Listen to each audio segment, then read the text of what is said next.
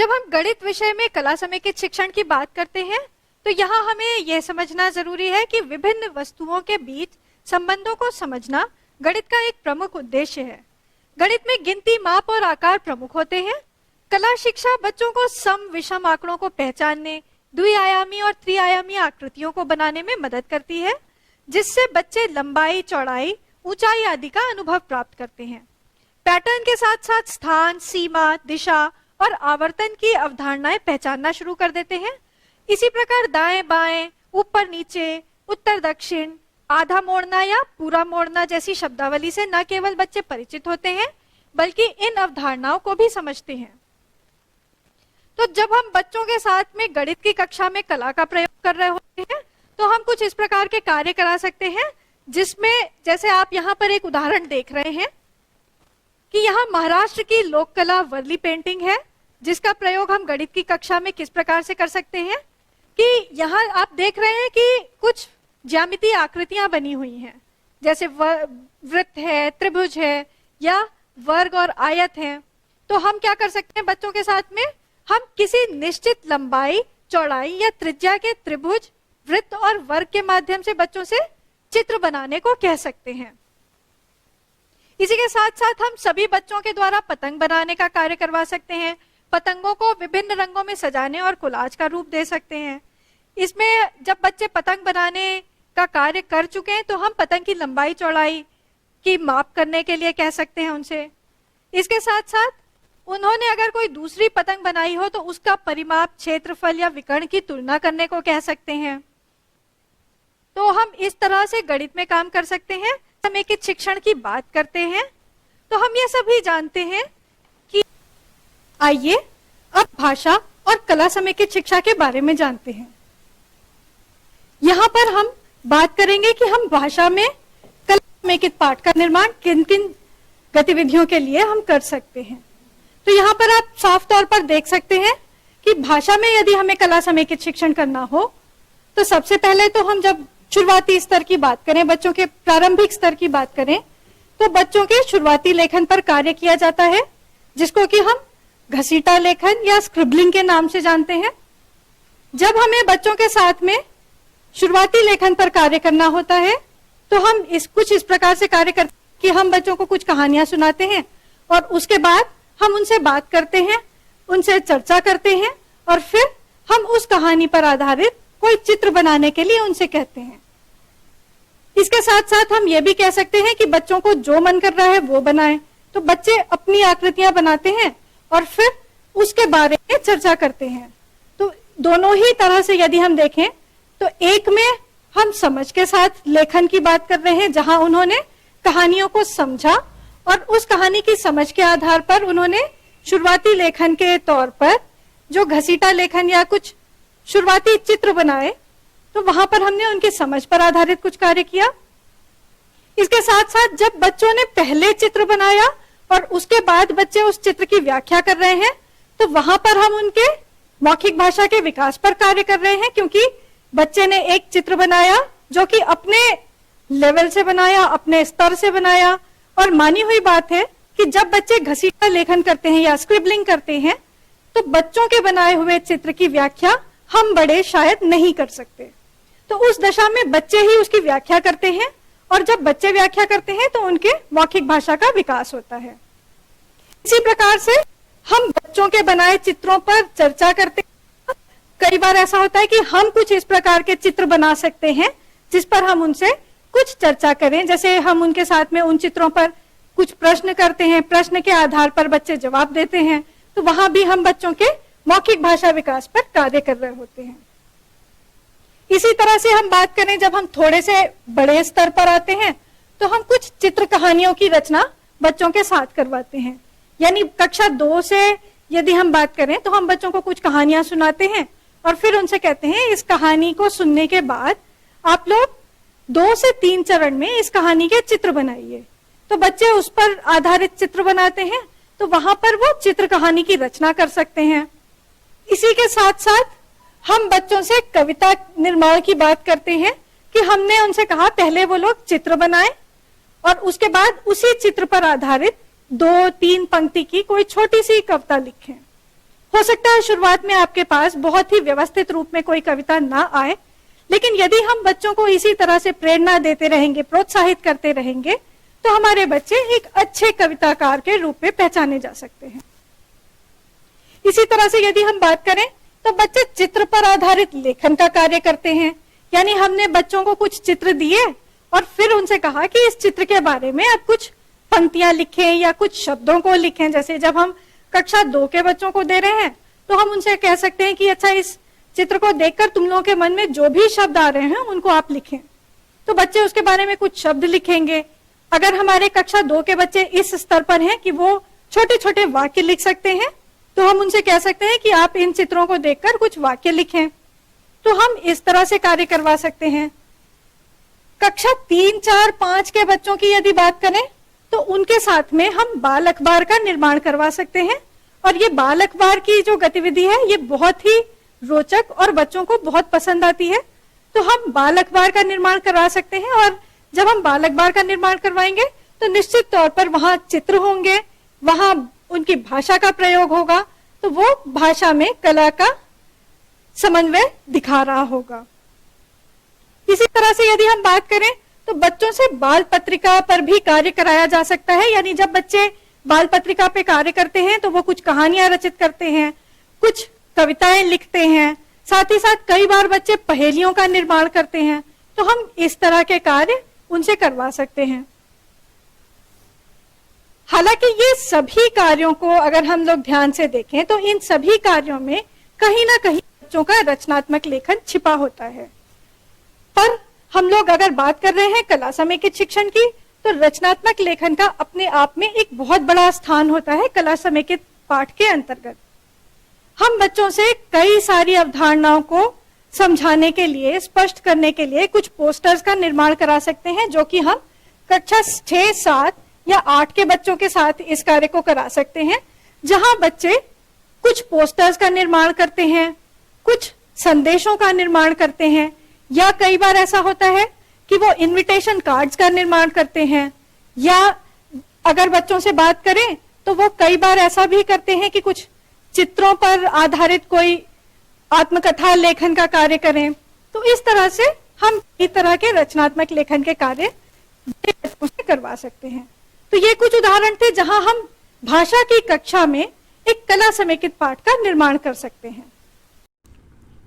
नमस्कार, हम बच्चों को पढ़ाने हेतु 2 प्रकार के टीएलएम की चर्चा करेंगे। एक है बाल अखबार और दूसरा है बाल पत्रिका अथवा चाइल्ड मैगजीन। चाइल्ड मैगजीन या बाल अखबार बनाने के पूर्व हम बच्चों के साथ विभिन्न प्रकार के अखबार अथवा पत्रिकाओं को लेकर उनसे चर्चा कर सकते हैं। यह चर्चा अखबार की रूपरेखा अथवा उसके विभिन्न स्तंभों से संबंधित हो सकती है। तत्पश्चात हम एक टीम का निर्माण कर सकते हैं, जिसके लिए हम कुछ प्रतियोगिताएं भी आयोजित कर सकते हैं, जैसे निबंध लेखन, कविता लेखन, भाषण, चित्रकला इत्यादि। इससे हमें बच्चों में लेखन कला, सुंदर लिखावट और सुंदर चित्रांकन करने हेतु सहायता मिलती है।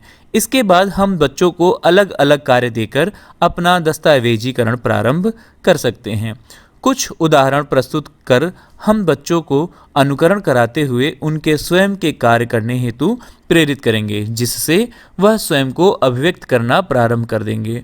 उस समय हमें इस चीज़ का ध्यान रखना है कि बच्चों ने जो भी बाल अखबार अथवा बाल पत्रिका बनाई हैं, उसके कच्चे अथवा कुछ कमियों से भरे हुए कार्यों को भी उचित प्रोत्साहन एवं सम्मान मिलना चाहिए, जिससे बच्चा हतोत्साहित ना हो। हमें उनके कार्यों को विद्यालय प्रांगण में सभी के पहुंच के अंतर्गत रखना चाहिए, और इस चीज़ का भी ध्यान रखना चाहिए कि जहां पर भी यह पठन टीएलएम रखे गए हैं वहां पर बच्चों की सहज पहुंच है और वह इन पठन सामग्री को आसानी से पढ़ ले रहे हैं। हम भाषण प्रतियोगिता में विजेता छात्र छात्राओं से आदर्श पठन करा सकते हैं। हमें यह विशेष ध्यान रखना है कि पठन सामग्री यदि दीवार अथवा बोर्ड पर प्रदर्शन हेतु रखी जा रही है तो वह बच्चों के इतने समीप रहे कि बच्चे उसे आराम से पढ़ सकें। हम बच्चों के कार्यों को एसएमसी के सदस्यों और अभिभावकों से भी अवश्य साझा करें।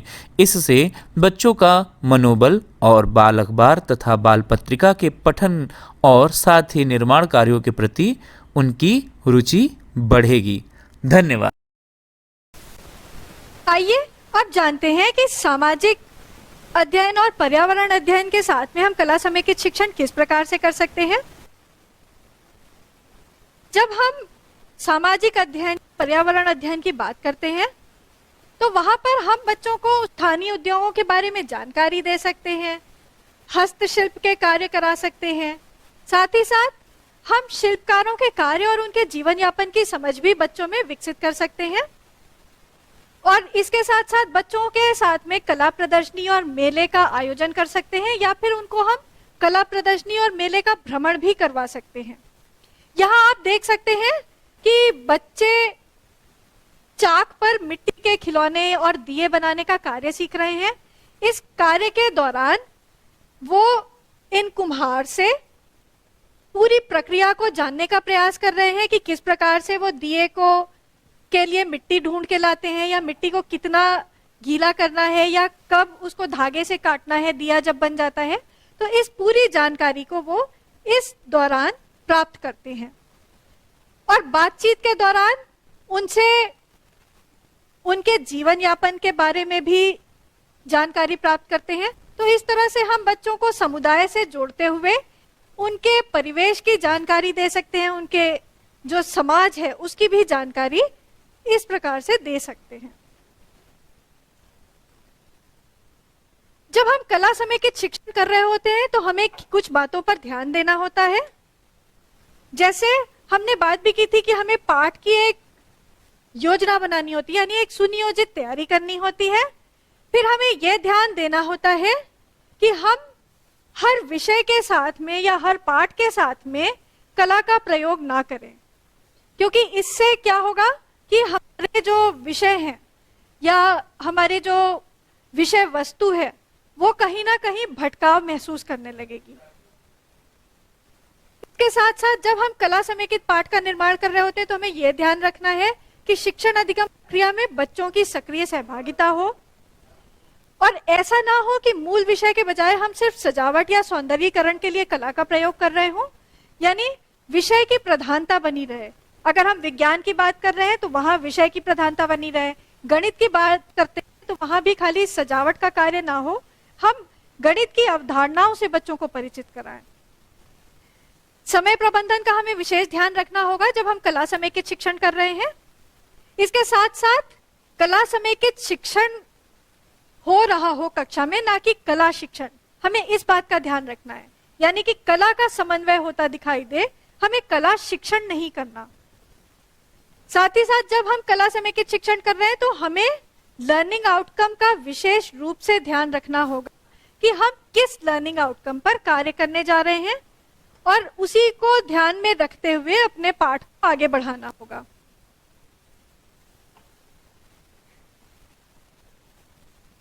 हमने कला समेकित शिक्षण की बात करी, हमने कला के विभिन्न रूपों की भी बात करी, तो हम लोग ये जानेंगे कि विज्ञान विषय के साथ में जब हम कला समेकित शिक्षण करते हैं तो हम किन किन कला रूपों का प्रयोग कर सकते हैं।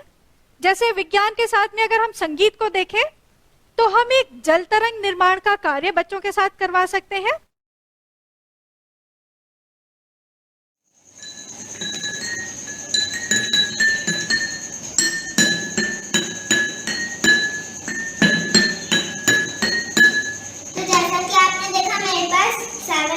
रखी हैं और मैंने जब पहले से बजाया था तो लगभग सेम आवाज थी इसकी। तो अब मैं इस कटोरी में थोड़ा सा पानी डाल रही हूँ। पहली वाली में आप इतना डालिए, उससे ज्यादा इसमें डालिए, उससे ज्यादा इसमें और सबसे ज्यादा इसमें। तो अब सबसे कम मैंने इस वाली कटोरी में डाला है और सबसे ज्यादा इस वाली कटोरी में। तो आइए बजाते हैं पेंसिल से।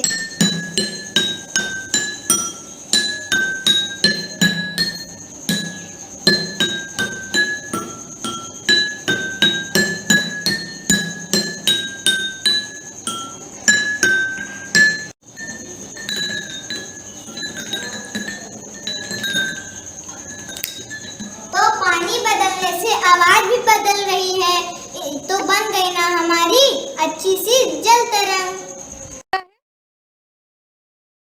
तो जैसा कि आप यहाँ पर देख पा रहे हैं, हमें अलग अलग आकार के 7 चीनी मिट्टी के प्याले लेने होंगे, 2 बांस की डंडियां, या हम अगर क्लास में इसका प्रयोग करने जा रहे हैं तो हम बच्चों की पेंसिल के साथ भी कर सकते हैं, और साथ ही हमें थोड़ा सा पानी चाहिए होगा। अब हमें करना ये होगा कि ये जो चीनी मिट्टी के प्याले हैं उन्हें हम क्रम से क्या करेंगे, हमने 7 प्याले इस आकार में सजा दिए और क्रम से उसमें पानी भरना शुरू किया। यानी सबसे पहले प्याले में हमने सबसे कम पानी रखा, फिर थोड़ा ज्यादा, फिर उससे ज्यादा, इस तरह से हम पानी की मात्रा बढ़ाते गए। तो जब हम पानी की मात्रा बढ़ाते जाएंगे तो इसका क्या प्रभाव पड़ेगा, अभी इसके बारे में आगे बात करेंगे। इन प्यालों को हम अर्धचंद्राकार में सजाते हैं और डंडी से या जो पेंसिल हम बच्चों के साथ में यूज करने जा रहे हैं उससे प्याले के एक किनारे पर आघात करते हैं, और इस तरह से हम धीरे धीरे हर प्याले के किनारे पर आघात करते हैं, जिससे हमें अलग अलग आवाज सुनाई देती है प्याले की। जरा सोचिए और लिखिए, प्रत्येक प्याले में आघात करने पर ध्वनि में क्या प्रभाव पड़ा, ध्वनि में आने वाले प्रभाव के क्या कारण हो सकते हैं, और इस प्रभाव के पीछे कौन से सिद्धांत हो सकते हैं। प्याले में जब आघात किया जाता है तो ध्वनि उत्पन्न होती है। पानी में जो उठने वाली तरंगे हैं वो उन तरंगों से ध्वनि होती है। पानी में बनने वाली तरंगों की आवृत्ति में बदलाव से ध्वनि में बदलाव होते हैं, और साथ ही साथ जब प्याले के किनारे पर आघात किया जाता है तो जो पात्र है यानी जो बर्तन है उसमें कंपन होता है जो पानी से होकर गुजरता है, जिससे पानी में भी कंपन होता है। तो इस प्रकार से हम ये अनुभव करते हैं कि जल में जो उत्पन्न तरंगे हैं उनकी प्रकृति पात्र के आकार, जल की मात्रा और पात्र पर किए गए आघात पर निर्भर करती है। आइए अब जानते हैं कि संगीत को विज्ञान के साथ और किस तरह से प्रयोग हम कर सकते हैं। यहाँ आपके सामने स्ट्रॉ पाइप बनाने की एक विधि दी गई है। पाइथागोरस ने एक सिद्धांत दिया था। उनके अनुसार एक कंपन स्ट्रिंग की पिच आनुपातिक है और इसकी लंबाई के द्वारा इसे नियंत्रित किया जा सकता है। स्ट्रिंग्स जो लंबाई में आधी होती हैं वे अपने मूल सप्तक से 1 सप्तक अधिक होती हैं, या अगर हम संक्षेप में कहें तो स्ट्रिंग जितनी छोटी होगी उतनी ही अधिक ध्वनि की पिच होगी। निश्चित आवृत्तियों के नोट उस नोट की कई आवृत्तियों के साथ सबसे अच्छे लगते हैं, ऐसा हम महसूस कर सकते हैं। और इसे बनाने के लिए हमें जो आवश्यक सामग्री है हमें चाहिए होगी 2 स्ट्रॉ पाइप यानी जो पानी पीने वाली स्ट्रॉ है और कैंची। इसे बनाने के लिए हमें एक लंबी स्ट्रॉ और एक छोटी स्ट्रॉ को लेना होगा। इन्हें दोनों के एक तरफ के सिरे को हम चपटा कर लेंगे इस प्रकार से, और फिर उसे जिधर से हमने चपटा किया है उसी तरफ से इस आकार में काट लेंगे। तो जब हम इस आकार में काट लेते हैं तो हमारी बांसुरी तैयार है। तो यहाँ हम ये देख पाएंगे कि बड़ी वाली स्ट्रॉ से आपको नीचे स्वर यानी भारी आवाज, और छोटी वाली स्ट्रॉ की जो बांसुरी है उससे आपको ऊंचे स्वर यानी पतली आवाज सुनने को मिलेंगे। यहाँ जब आप बड़ी स्ट्रॉ को बजा रहे हो तो उसे बजाते समय कैंची से काट काट के आप बच्चों को यह दिखा सकते हैं कि जैसे जैसे स्ट्रॉ की लंबाई छोटी हो रही है वैसे वैसे आवाज भी महीन और ऊंचे स्वर वाली हो रही है। तो इसे समझने के लिए आइए एक छोटा सा वीडियो देखते हैं।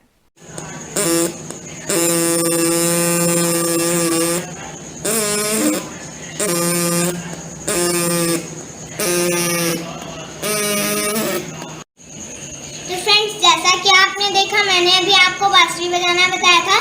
तो इसे बनाने के लिए करना क्या है, सबसे पहले एक पाइप लेना है स्ट्रॉ, इसको यहाँ से कट कर लेना है ऐसे एम शेप में। तो अब आप ये देखिए कुछ इस तरह ये हो जाए, ये देखिए।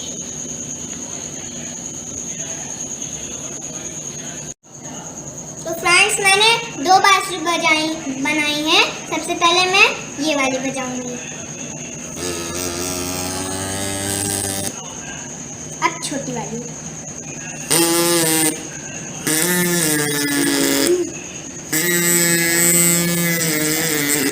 सबसे पहले आपने क्या सीखा?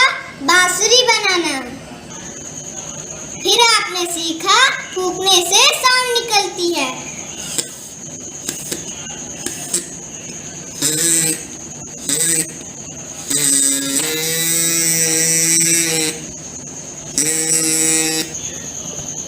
आपने यह भी सीखा वाइब्रेशन से साउंड निकलती है।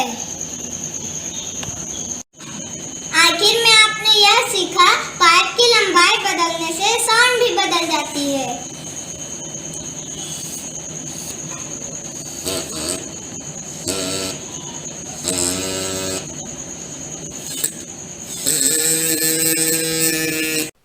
सामाजिक विषय को पढ़ाते समय विभिन्न प्रदेशों को हम गीत और नृत्य के प्रकारों की सहायता से उस प्रदेश की सभ्यता, संस्कृति, पहनावा, रहन सहन आदि के बारे में जानकारी हम बच्चों को दे सकते हैं। तो संगीत और सामाजिक विषय एक दूसरे से बहुत ही बेहतर ढंग से जुड़ा हुआ है और बहुत ही गहरा जुड़ाव है इन दोनों का। जब हम संगीत और गणित की बात करते हैं तो संगीत और गणित एक दूसरे से ठीक उसी प्रकार जुड़े हैं जिस प्रकार से शरीर और प्राण। संगीत में प्रयोग होने वाली लय और लयकारी गणित के बेहतरीन समन्वय को दिखाते हैं। इसके साथ ही अलंकारों के माध्यम से पैटर्न की समझ आसानी से विकसित की जा सकती है। स्वरों के नियमानुसार चलन को हम अलंकार कहते हैं। बच्चे को संगीत की शुरुआत कर रहे होते हैं तो हम अलंकार के माध्यम से शुरुआत करते हैं। तो बच्चों को पैटर्न की समझ हम इन अलंकारों के माध्यम से दे सकते हैं।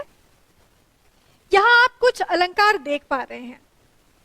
इन अलंकारों में एक पैटर्न चल रहा है। कैसे? जैसे जब हम बात कर रहे हैं तो यहाँ हम देख सकते हैं कि जो संगीत के स्वर हैं यानी स, रे, ग, म, प, ध, नी और ये तार सप्तक का सा,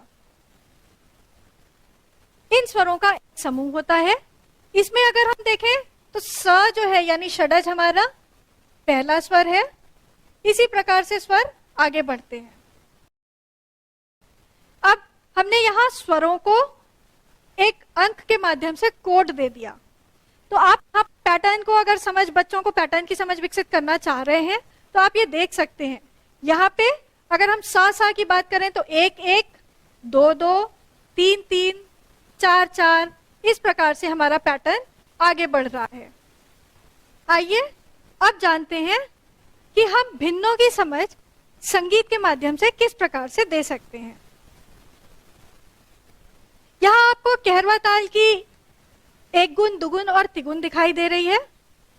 इसे हम एक गुण या ठा कहते हैं। जहां आपको कहरवा ताल के बोल दिखाई दे रहे हैं। कहरवा ताल में 8 मात्राएं होती हैं। तो आप ये देख सकते हैं यहाँ पे जब हमने एक गुण लिखी है तो एक एक मात्रा एक एक ताली पर आपको दिख रही है, यानी एक एक बोल हमारे एक एक मात्रा पर हैं। अब जब हम यहाँ आते हैं तो ये हमारे दुगुन लिखी हुई है, यानी एक घर में 2 लोग बैठे हुए हैं। एक घर में धा भी बैठा है और गे भी बैठा है। इसी तरह से हम आगे बढ़ रहे हैं तो इस दुगुन के दौरान प्रत्येक घर में 2-2 लोग बैठे हुए हैं। जब हम तिगुन की बात कर रहे हैं तो हमारे एक घर में 3 लोग बैठे हैं, धा, गे, न। इसी तरह से ती, न, क, यानी एक एक घर में 3-3 लोग बैठे हैं। और जब हम चौगुन, हमारे एक घर में 4 लोग आ जाएंगे। तो अगर हम एक बोल की बात करें, यानी अगर हम खाली ध की बात करें तो इस घर में धा को कितना हिस्सा मिलेगा? एक घर में 2 लोग बैठे हैं, 2 में से आधा हिस्सा धा का होगा, यानी एक हिस्सा धा का है और एक हिस्सा गे का। तो हमारे पास 2 हिस्सों में से एक हिस्सा धा के पास है। जब हम तिगुन की बात कर रहे हैं तो तिगुन में हमारे पास 3 बोल हैं और एक घर के हमें कितने हिस्से करने हैं? 3। तो जब हम 3 हिस्से कर रहे हैं तो हमारे पास धा के लिए कितना हिस्सा हो पा रहा है? 3 हिस्सों में से 1 हिस्सा धा को मिल रहा है। इसे और बेहतर ढंग से समझते हैं।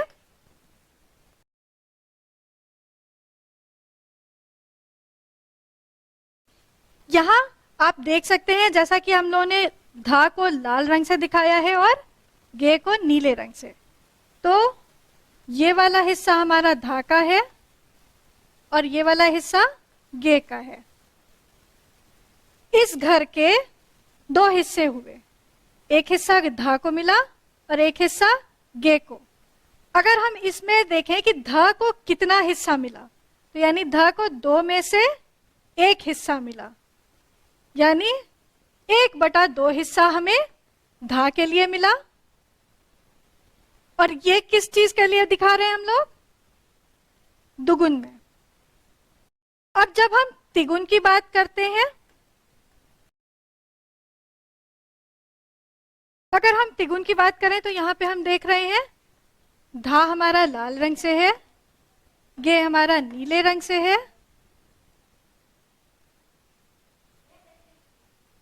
और न हमारा पीले रंग से है। तो अगर हम धा के हिस्से की बात करें तिगुन में, तो हम ये देख सकते हैं कि एक घर में हमारे कितने लोग बैठे हैं? 1, 2, 3। ये हमारे 3 लोग बैठे हैं। तो इस घर में हमारे धा के लिए 1/3 हिस्सा हुआ। जब हम चौगुन की बात करते हैं तो हम एक घर में 4 लोगों को बैठाते हैं, जैसा कि हमने पहले भी बात की थी। तो यहाँ पे धा है, गे है, न और ती। तो एक घर में हमारे 4 लोग बैठे हैं। अगर हम धा के हिस्से की बात करें तो 4 हिस्सों में से धा का कितना हिस्सा है? 1। तो इस तरह से हम ये देख सकते हैं कि दुगुन को हमने 1/2 से दर्शाया, यानी जिसमें धा का 1/2 हिस्सा था। उसी तरह से तिगुन में धा का हिस्सा 1/3 था और चौगुन में 1/4 हिस्सा था धा का। आप सभी के लिए उपयोगी रहा होगा। मिलते हैं अपने अगले सत्र में। तब तक के लिए आप स्वस्थ रहें, सुरक्षित रहें, घर पर रहें। इस सत्र को इतना ध्यान से सुनने के लिए आप सभी को बहुत बहुत धन्यवाद।